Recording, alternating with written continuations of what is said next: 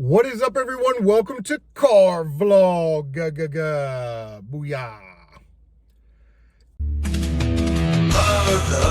Oh yeah, gonna make a video in my car now. Oh yeah, gonna make a video in my car.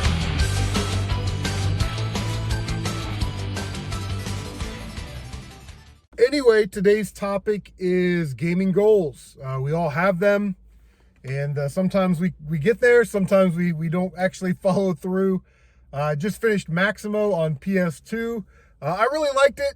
Video Game Lover 58, who's a friend of mine, said that he wasn't really crazy about it, so mixed opinions, I guess, on Maximo. But that marks the 40th game that I beat this year. And last year I beat 50 something games. I just sat there and watched football and played Nintendo. You know what I mean?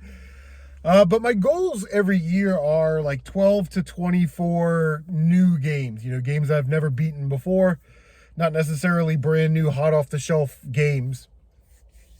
God knows I got enough in my backlog to last me a lifetime of playing new games. But, 90 games over the last 2 years, that's a lot,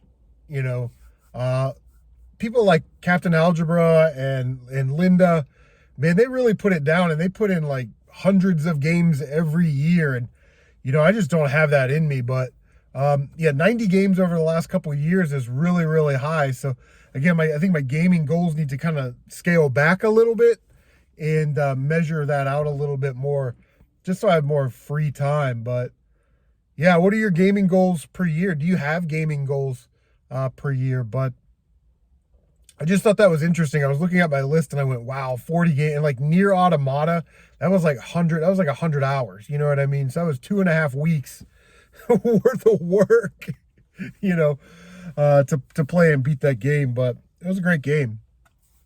And, collecting goals have also changed a lot. There was a time where I wanted to go for a complete N64 collection. I knew Worms and Sculptor's Cut were going to be very difficult to get, but, there's only like 296-ish games in the North American library, if you don't count the not-for-resale carts and the, the variant carts, like Sarge's Heroes comes in a green cart and a gray cart. If you just wanted one of each game, that's pretty obtainable. And 10 years ago, it was obtainable. You would find these games on Facebook Marketplace, Craigslist, out at flea markets and thrift stores, and you just don't see them now. It's just the climate of retro collecting and retro reselling has changed so dramatically that, I don't think I'm going to have time to curate and collect a complete Nintendo 64 collection, which is sad because I'm only like 80 games away or something. I'm less than about 90, I guess, 90 games or so away. But and a lot of those games are easy to get. They're probably sports games that I'd never play, never want. And then that's sort of the other part is like, do you want to spend money on these games that you're not going to ever play? They're shelf pieces. You're keeping up with the Joneses at that point, and that's not serving really any interest to spend money on game. You can spend $10 on 10 N64 sports games, get them for $1 a piece, and never play them, or buy a $10 PlayStation 2 game that you will absolutely play. So collecting a complete set doesn't seem as rational as it was 10 years ago. I'm getting older, 45 years old. I'll be 46 this year. While I love my Nintendo, I love my PlayStation 2, I love my PlayStation 4, I look at some of these other consoles and I go, do I need, 213 or whatever it is, PlayStation 1 games? Can we trim the fat there and just start moving some of this stuff and getting rid of it? And I think the answer is yes.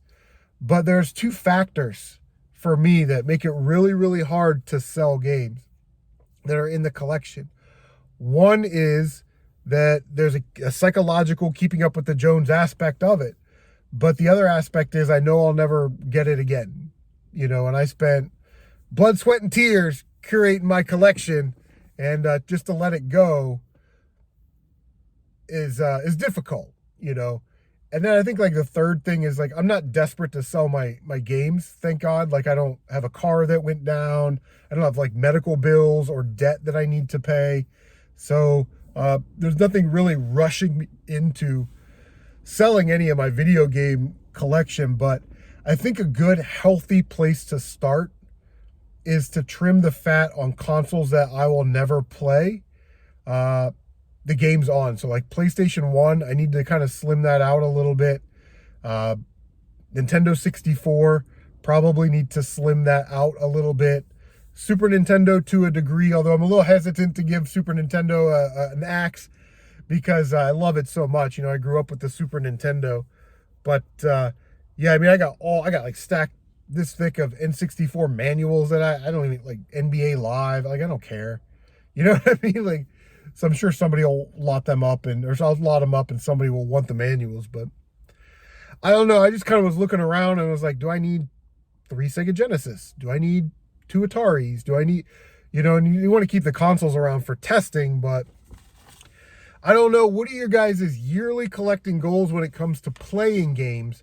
And what are your collecting goals when it comes to collecting games? Leave a comment down below. We're already at 6 minutes. I thought we'd just run through the rest of the movie list real quick. So for a while, you guys were like picking numbers, and I would pick the movie that corresponded with the number. But I'll just run down my top 15 movies that aren't Star Wars, Marvel, or James Bond. Now, if you had to pressure me into picking my favorite Star Wars movie, I would say Empire Strikes Back. James Bond, You Only Live Twice, Goldfinger, or Man with the Golden Gun. Love those movies. And Marvel, I like Iron Man, the Avengers Infinity War, Endgame Saga, and Guardians of the Galaxy stuff. So out of those 3 series, that's what I like. But, you know, number 15, I had No Country for Old Men. Love that movie. Number 14, Silence of the Lambs. When I was a kid, Hannibal Lecter scared the crap out of me because that's an example of a bad guy in a movie that actually exists in real life. You know what I mean? Like that's believable that there's somebody like that out there. Death Proof, I love that movie. Tarantino movies. Casino. Number 11, The Matrix. I saw Matrix in the theater when I was stationed overseas, and we were just blown away. I mean, at that time, those types of CGI cutscenes and stunts or whatever they are, graphics in movies, it wasn't like that. So to see that where the camera goes around the characters and the bullet dodge, I mean, it was all just something really, really special. Number 10, The Big Lebowski. Love Big Lebowski. Just had a conversation with Uncle Strange about Big Lebowski. He sent me a Big Lebowski coffee mug. Number 9, Apocalypse Now. One of the great war movies. Number 8, Major League. I love Major League, man. I love that game when I was a kid. I could recite like the whole movie. But, you know, the Cleveland Indians here in Ohio, that's the team up north and in Cleveland, obviously. So it was like a local movie about a local team. It's very funny. Number 7, Heartbreak Ridge. We talked about that one. Number 6, OK USA. Bloodsport. I loved Bloodsport. I still love Bloodsport, even though Frank Dukes is a liar and a stolen valor guy. I was in the Marines for 4 years, and I was selected to do Navy SEAL training and Secret Service training. No, you weren't, dude. There's not enough time in your 4 years to get all that done, genius. What a liar. But that was back before the internet, and you could tell those lies and get away with it. Number 5, second funniest movie of all time, Caddyshack. Love Caddyshack. It's one of my go-tos every year. I got to watch Caddyshack. Number 4, Indiana Jones and the Temple of Doom. I remember back in the day when we were kids, the USA Network, they would have Star Wars weekend, and they would play the 3 Star Wars movies, or they would play the 3 Indiana Jones movies for Indiana Jones weekend, and I would just watch Temple of Doom. That was my favorite Indiana Jones movie. Yeah, great flick. Number 3, we already talked about Blade Runner. Number 2, we already talked about Coming to America. I think Coming to America is the funniest movie of all time. Now, number 1, for me, because I love it so much, is The Princess Bride. I love that movie.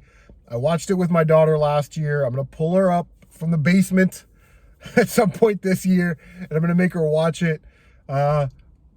Again, this year we'll have popcorn and watch The Princess Bride. I don't keep her chained up in the basement. She's got like a little studio apartment in the basement with a bathroom and a laundry room, so she's quite comfortable down there. But, You know, as they get older, you see them less and less, man. You just want to hold them close.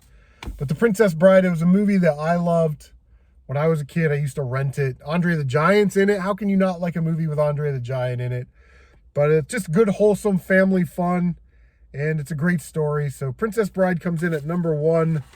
There is me list. Like I said, put a lot of thought into that. But anyway, what are some of your favorite movies of all time? Leave a comment down below. Like, comment, subscribe, share on social media. Don't forget to bang that notification bell so you can stay up to date on all of your CM Retro gaming goodness. Guys, take care of yourselves, and we will see you on the next car vlog.